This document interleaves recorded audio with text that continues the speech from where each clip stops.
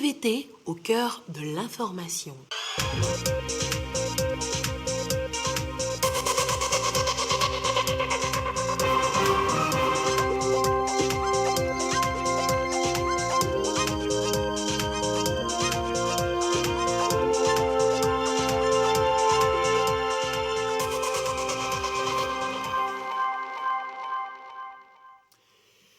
Bonsoir à tous, merci de votre attention. Dans l'actualité ce soir, la visite du président Faure Gnassingbé en Mauritanie, visite d'amitié de travail ponctuée d'un tête-à-tête avec son homologue mauritanien, les sujets évoqués lors de l'entretien dans ce journal. La COP 26, c'est bientôt le début à Glasgow, en Écosse. Le Togo se prépare au débat sur le climat. L'objectif reste le même, réduire sensiblement les émissions de gaz à effet de serre. Nous parlerons aussi du paludisme. La maladie reste la première cause de mortalité en Afrique et chez nous, au Togo. Comment est-il traité jusqu'ici, jusqu'à l'annonce la semaine dernière d'un vaccin? Le paludisme et l'espoir d'un vaccin, eh bien, c'est le dossier de cette édition. Et puis, pas de liesse populaire à l'aéroport, mais un retour sympathique tout de même. Les éperviers ont regagné Lomé ce jeudi, la tête haute, la victoire au bout des souliers, et ce n'était plus arrivé depuis longtemps. Et voilà, madame, monsieur, le sommaire, bienvenue, voici le 20h. Allez, on part d'abord pour Nouakchott. Nouakchott, la capitale mauritanienne où séjourne le chef de l'État depuis mercredi. Et c'est une visite d'amitié de travail. Retour sur les images de l'arrivée du président Faure Gnassingbé à Nouakchott. Le récit, Joseph Amégan. Visite d'amitié et de travail du chef de l'État, Faure Gnassingbé, à Nouakchott en Mauritanie. À l'aéroport international de Nouakchott, son homologue mauritanien, Mohamed Ould Cheikh El Ghazouani, le président de la République, Faure Gnassingbé, a reçu tous les honneurs dus à son rang.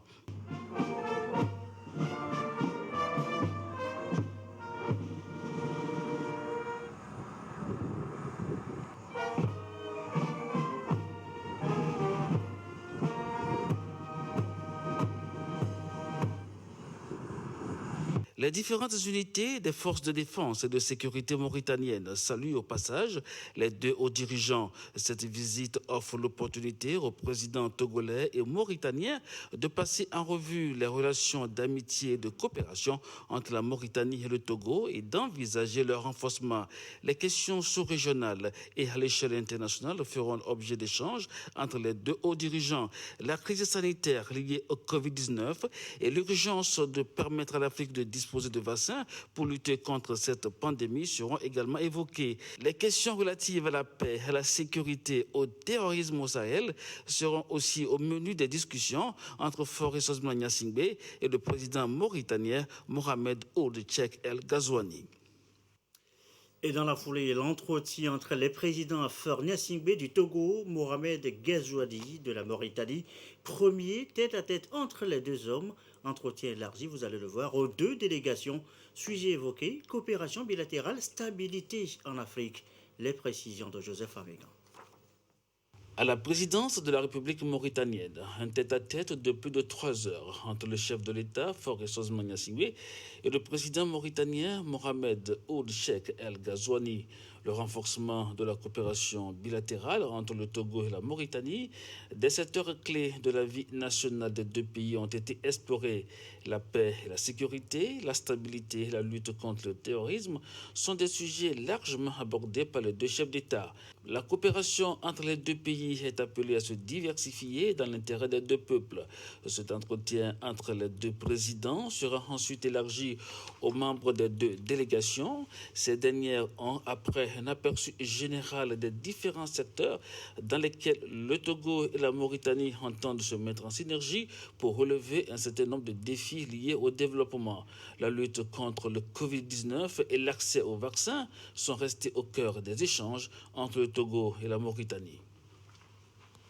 La coopération bilatérale évoquée encore, mais cette fois à Lomé, entre la présidente de l'Assemblée nationale, Yawadi Bori Tchegan, et l'ambassadeur du Nigeria au Togo, son nom, Julius Adebouale Adesina. Et c'est au cours d'une audience ce matin au siège du Parlement à Lomé, la teneur des échanges avec le diplomate nigérian. I came in to see Madam Speaker on a courtesy call and of course to exchange ideas on the relationship and the special partnership. Je suis venu rencontrer la présidente de l'Assemblée nationale et avec elle nous avons discuté des possibilités de pouvoir revitaliser les relations qui existent entre le Togo et le Nigeria. Et j'ai rencontré une femme qui est vraiment une panafricaniste. J'ai beaucoup aimé sa manière de voir le développement entre nos deux pays. Et je viens au nom du président Buhari pour d'abord remercier le chef de l'État, son Excellence M. Sozina Gnassingbé, pour aussi sa vision de développement et sa vision panafricaniste, sa vision de faire de la CEDEAO une zone de développement. Et ensuite, avec la présidente de l'Assemblée nationale, j'ai discuté des possibilités de voir dans quelle mesure que nous allons permettre à nos deux peuples de travailler ensemble et de pouvoir voir le développement dans un même sens. Je suis venu aussi apporter un message de mon pays par rapport à la création de la zone CEDEAO. Comment la CEDEAO a été créée, on le sait tous, c'est grâce à la vision des présidents togolais d'alors et de celui du Nigeria. Donc c'est pour moi une opportunité de venir échanger, puisque je viens d'arriver, avec les autorités du pays, dans quelle mesure nous allons ensemble mettre nos efforts pour le développement au niveau de la CEDEAO. Et l'Assemblée nationale équipée par ailleurs de matériel de visioconférence, c'est un don de PNUD. L'organisme des Nations Unies participe là à rendre le travail plus facile, plus efficace à l'institution. À la réception ce matin, Marie-Reine Abeta, Pierre Tsoukou. Des équipements de visioconférence pour appuyer l'Assemblée nationale dans ses fonctionnements. Le PNUD lui vient en soutien avec des terminaux informatiques adéquats, 3 écrans PC de 86 pouces, 5 écrans PC de 75 pouces et 8 micro-PC avec accessoires, tous de marque Dell. De quoi renforcer l'unité communicationnelle de l'institution parlementaire. Le geste s'inscrit dans le cadre du projet de renforcement des institutions de la République. Le PNUD a un projet important sur le renforcement des institutions togolaises, dont l'Assemblée nationale. C'est pour ça que nous avons acquis beaucoup d'équipements, pas mal d'équipements de vidéoconférence de dernière génération qu'on va mettre à la disposition de l'Assemblée nationale pour permettre aux députés et aux parlementaires de pouvoir faire leur travail. Comme vous le savez, le Covid nous impose de nouvelles règles, de nouvelles manières de travailler. Et ça, je pense qu'en amenant ces équipements aujourd'hui à l'Assemblée, on permet simplement aux parlementaires d'être beaucoup plus efficaces et d'autres plus efficients dans le cadre du travail qu'ils sont amenés à faire. Ce lot de 40 matériels de visioconférence destinés à l'Assemblée nationale devra contribuer à la célérité et à l'efficacité dans l'action parlementaire. On l'a appris également ce jeudi, le deuil qui frappe les députés. L'honorable Essoranam Modibo n'est plus. Il était le deuxième questeur de l'Assemblée nationale. Je salue la mémoire de cet élu de la nation pour son engagement constant et sa disponibilité permanente. Hommage de la présidente Yawa Djibori-Tchegan à son collègue. Autre sujet évoqué ce soir, je vous l'annonçais aussi en titre tout à l'heure, le climat, ouverture de la COP 26 fin octobre prochain. Ce sera à Glasgow en Écosse. Le Togo participe au débat et d'ores et déjà, il se prépare. Antoinette Omavovo. Au jour le jour, la planète se réchauffe. Le niveau de la mer monte. La sécheresse s'accentue. Il va sans dire, les changements climatiques influencent le quotidien des communautés. Il faut donc agir et vite. Il y a déjà 5 ans, les États se sont engagés à réduire à moins de 2 degrés les émissions de gaz à effet de serre. Le Togo s'y engage également. Il s'agira de réfléchir sur qu'est-ce qui doit être fait pour que le changement climatique que nous constatons puisse être sérieusement atténué. Combattre le changement climatique, c'est voir quel type d'énergie il faut privilégié. Quand vous prenez une option, par exemple, en matière d'énergie, vous êtes bien obligé d'avoir des financements. Pour la première fois, le secteur privé sera à ce rendez-vous sur le climat. Ce sera aux côtés des partenaires, notamment le PNUD, qui accompagne le Togo dans ce processus. Nous aurons des retombées, notamment sur les questions de finances climatiques, puisque aujourd'hui le Togo a encore beaucoup de progrès à faire pour capter la finance climatique. Et ça, c'est fondamental. Je pense qu'avec cette réunion qui va certainement nous permettre de regarder en profondeur quelle va être la contribution du Togo à la COP26, il y aura des recommandations majeures qui vont être formulées pendant ces 2 jours. Et la délégation qui partira va certainement faire de sorte que la voix du Togo soit entendue par la communauté internationale. Agir pour le climat reste la priorité. Attendu donc, une fois encore, des engagements fermes. La vie des générations présentes et futures en dépend. Plus d'ananas pourris jetés à la poubelle aux grandes dames des producteurs. En tout cas, c'est ce qui est espéré avec l'unité de transformation désormais installée à Thiévié. Un appui important du FAEJ et de la GIZ. La machine est lancée ce jeudi. Attendu donc plus de jus d'ananas à boire pour le consommateur. Clarisse Aticlet. À Thiévié, dans le Sio, les producteurs du jus d'ananas ont désormais une unité de production agroalimentaire. Elle est équipée d'un broyeur-extracteur, d'une remplisseuse et d'un capsuleur. C'est elle qui fait tout le travail à la grande satisfaction des bénéficiaires. Nous remercions sincèrement au gouvernement de nous avoir installé cette unité parce que nous n'avons pas la possibilité de le faire et ils nous ont aidés. La gestion de cette unité de production est assurée par la coopérative des jeunes entrepreneurs transformateurs de Thiévié. Organisé et structuré, le FAEJ, avec l'appui de la GIZ, les accompagne dans leur projet de transformation des produits locaux. Déjà, nous allons pouvoir boire du jus made in Togo. Il y a au niveau de la localité la promotion même des produits du terroir. Il y aura la création d'emplois tout au long de la chaîne. L'unité de production offre aux jeunes une utilisation partagée et à moindre coût des infrastructures nécessaires à la transformation des fruits. C'est donc une vision des décideurs qui se concrétise. Mettre ensemble les acteurs de la même filière. Le centre de ressources de production de Thiévié, premier du genre, ouvre une nouvelle page pour le secteur agroalimentaire dans notre pays et en particulier pour la production des jus de fruits et légumes. Il permettra à nos jeunes et toute personne désireuse de produire des jus et autres breuvages de qualité dans les normes d'hygiène requises pour les produits alimentaires. La mise en place de l'unité de production agroalimentaire a nécessité un investissement d'environ 30 millions de francs CFA. Elle servira également à transformer de la tomate en purée et en concentré de tomates. On en vient maintenant à notre troisième titre ce soir, l'espoir. L'espoir suscité par le vaccin contre le paludisme. Vous le savez, c'est la première cause de mortalité en Afrique. Au Togo, chez nous, comment le paludisme est traité jusqu'à présent? L'état des lieux, les chiffres, le vaccin, c'est le dossier de la rédaction. Il est signé Christine Pétier-Kialoudé. Ruth a 10 ans. Elle vient consulter au centre médico-social Wetrivi-Kondji. Avant les soins, le diagnostic, paludisme. Là, nous sommes en train de chuter la fièvre. Après, on met le traitement antipaludien pour 3 jours. Chez les enfants, on reçoit environ 60 gouttes épaisses par mois. Par exemple, pour le mois de septembre, sur 57 enfants reçus pour le diagnostic de la goutte épaisse, nous avons dépisté 28 cas positifs. Le paludisme au Togo, comme dans la plupart des pays subsahariens, la première cause de mortalité et de morbidité. Première victime, les enfants de moins de 5 ans. L'Afrique pèse dans 94% de la charge mondiale de la maladie. En 2018, nous avons enregistré plus de 2 millions de cas de paludisme au Togo, mais en 2020, 1 800 000 cas. Plus de la moitié des cas, c'est chez les enfants de moins de 5 ans.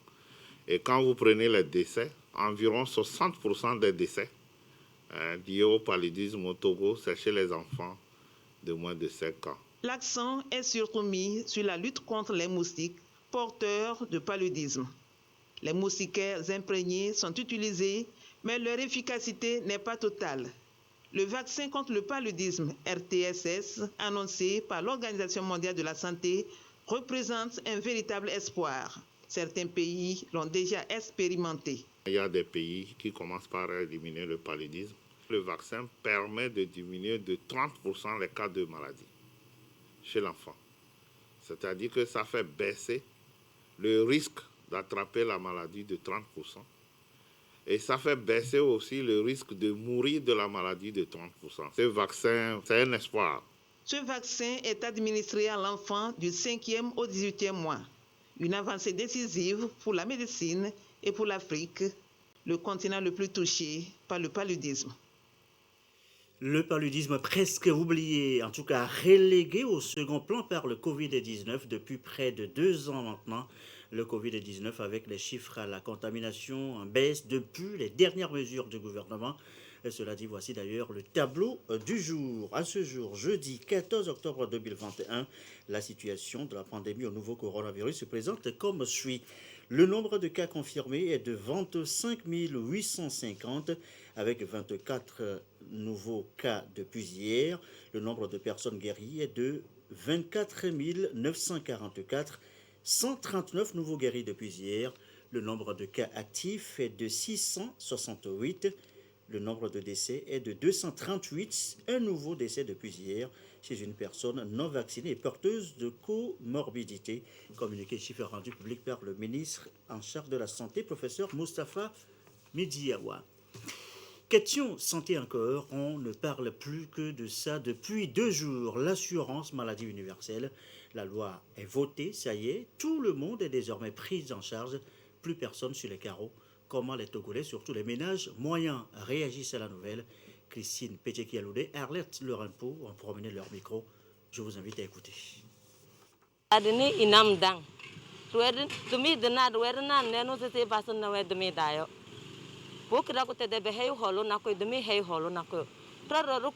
On a appris l'annonce faite par rapport à l'assurance maladie qui va s'étendre à nous. Les fonctionnaires qui en bénéficient déjà parlent des avantages. Et nous aussi, nous serons vraiment très reconnaissants si cela s'étendait à nous. Quand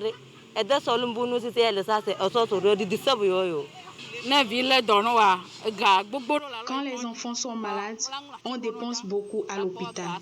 C'est difficile de trouver de l'argent. Si aujourd'hui nous pouvons nous aussi profiter de l'assurance maladie, c'est une bonne chose. Nous avons appris que le gouvernement veut étendre INAM à tout le monde, donc c'est une très bonne chose, et surtout pour nous les maires qui ne travaillent pas encore. J'ai déjà 4-5 personnes qui travaillent dans l'administration qui ont déjà l'INAM. C'est avantageux pour eux, donc je suis sûr que ça peut être avantageux pour moi aussi. Et voilà, un micro toujours réalisé aujourd'hui dans la rue de Lomé. Et demain, vous suivrez une émission spéciale Cœur de la Nation consacrée justement à l'assurance maladie universelle à partir de 21h sur notre antenne. Dans le reste de l'actualité, rideau ce jeudi sur la conférence régionale des institutions foncières à Lomé. Les délégués incitent à sécuriser la terre pour les communautés de base, à reconnaître leurs droits, à réduire les conflits. Les conclusions des travaux avec Eli Agba Niadao. Sécuriser à grande échelle les droits fonciers, c'était l'objectif de la conférence régionale des institutions foncières. Les recommandations de cette conférence, qui a duré 3 jours, accorder 30% des terres aux femmes, soutenir les institutions pour qu'elles prennent en compte les besoins de ceux qui vivent de la terre, assurer et assumer les conflits fonciers. Dans beaucoup de nos communautés, les bureaux de l'administration foncière les plus proches des communautés sont à des centaines parfois de kilomètres. Et cela ne soutient pas, ne facilite pas la tâche à nos communautés qui sont dans la plupart des cas pauvres pour pouvoir travailler avec l'administration afin de sécuriser leurs terres. En dehors de ça, nous savons que la sécurisation de droits fonciers communautaires est aussi importante pour le renforcement des moyens de subsistance, la réduction de la pauvreté, mais aussi la mise en œuvre des stratégies pour la lutte contre les changements climatiques. Cité comme exemple au cours de cette rencontre, le Togo mène déjà des actions sur les questions foncières. Les actions s'inscrivent dans la stratégie nationale d'engagement. But, Lutter contre la spéculation foncière, le morcellement anarchique et abusif des terres. Elle veille aussi au respect de l'égalité de l'homme et de la femme dans l'accès à la terre.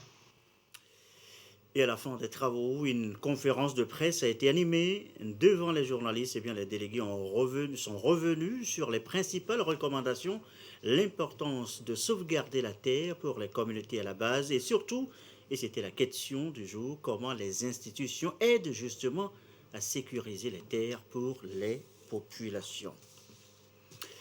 Un mot de l'actualité à l'étranger. Joe Biden reçoit ce jeudi à Washington son homologue kenyan Uhuru Kenyatta, premier chef d'État africain à être invité à la Maison-Blanche par le président démocrate.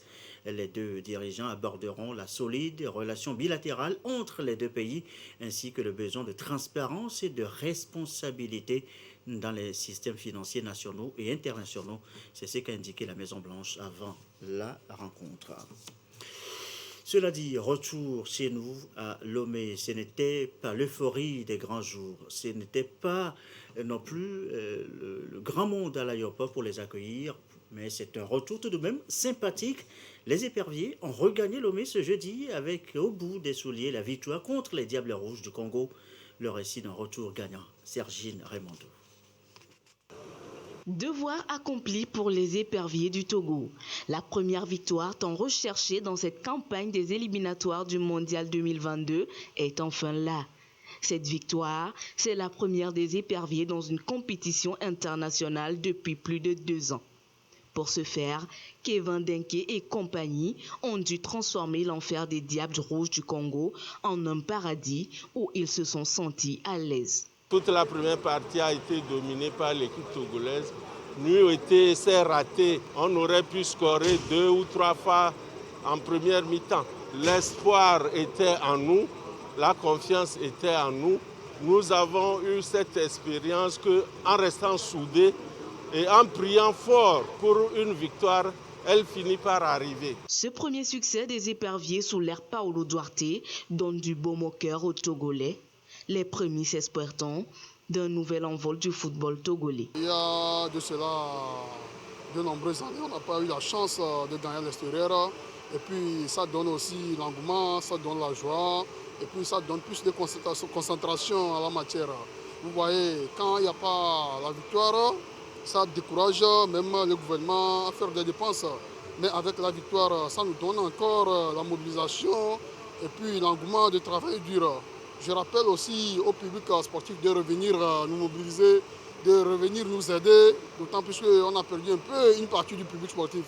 Le Togo a perdu toutes les chances de se qualifier pour le tour de barrage des qualifications en Afrique pour la Coupe du Monde Football Qatar 2022. Mais néanmoins, il faut sortir la tête haute. Et voilà les éperviers qui, nous l'espérons, joueront un jour dans ce joyau. Vous allez regarder les images. Ce stade magnifique à Johannesburg qui s'ouvre au public. Vous voyez là donc les images de ce géant construit donc par l'Afrique du Sud. Et ceci referme ce journal de 20h. Merci à vous qui nous suivez ce soir ou à Pessaré, près de Pagouda dans la Bina. Et comme d'habitude, toujours fidèlement, très belle soirée.